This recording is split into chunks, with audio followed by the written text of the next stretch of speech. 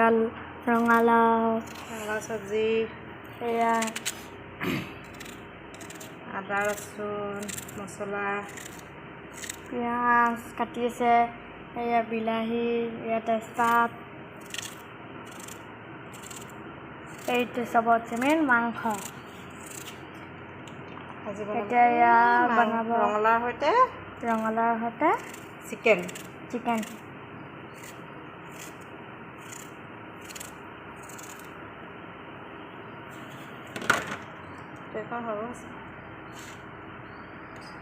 পিচি ল'ব লাগিব।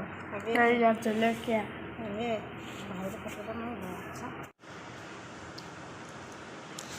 তাৰপৰা ইয়াত কেৰাহী পাতিলে, তাৰপৰা অকণমান দেৰি পিছত তেল দিব।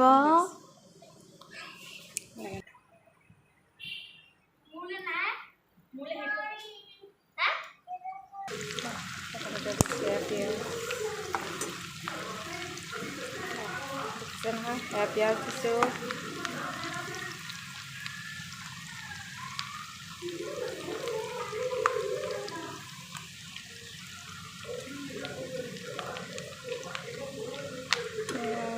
পিছত দিম অলপ পাঁচফোৰণ, গোটা মছলা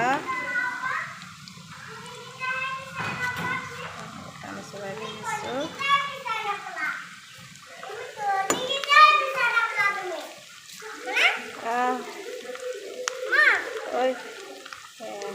গোটা মছলা দিলোঁ, তাৰপিছত তেজপাত দি দিছোঁ,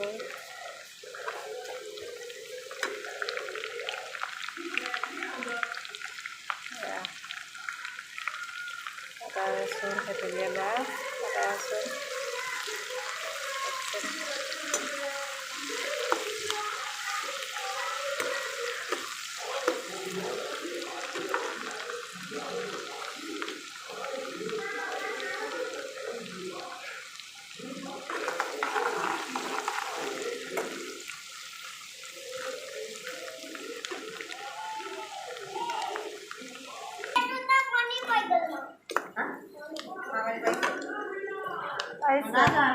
বনাইছে খালেই চাগে আপোনালোকক।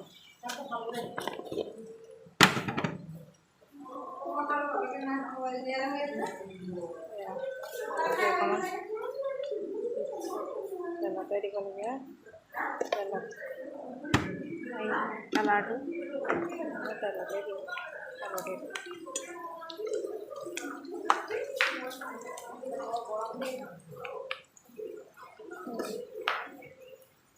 পিঁয়াজখিনি অলপ ৰঙা হৈছে দেখিছেনে?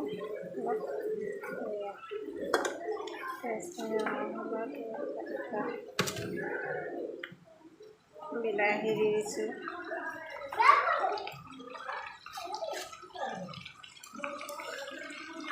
বিলাহী এটা দি দিছোঁ, টেঙা হ'ব পাৰে বেছিকৈ।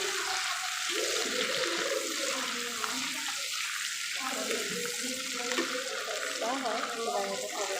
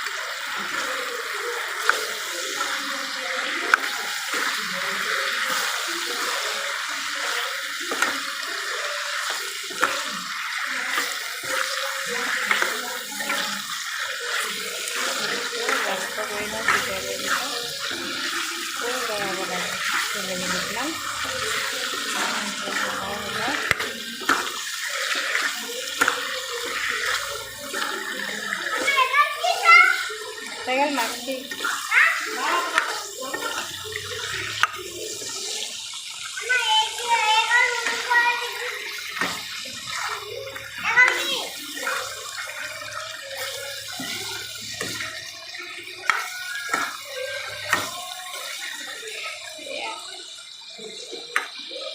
Pemilihan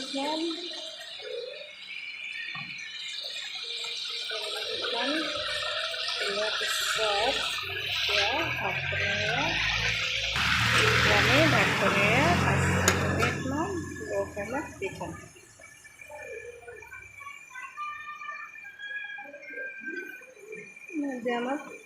medium juga ya.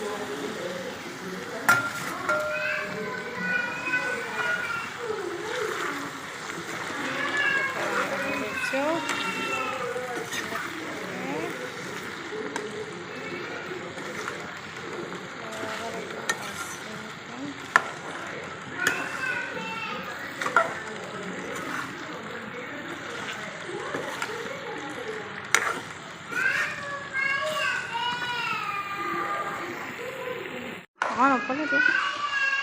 Ya, taman. Oke, ya, taman. Panen di bawah itu.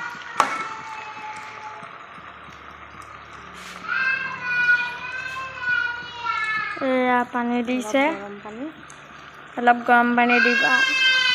দিয়াৰ পিছত গৰম পানী দিব লাগিব। তোমাক অলপ শুকাব লাগিব নহয়। চিজন অনুযায়ী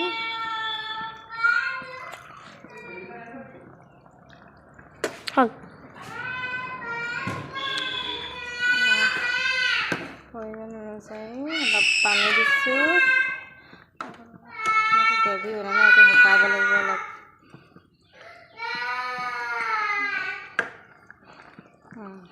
হ'ল।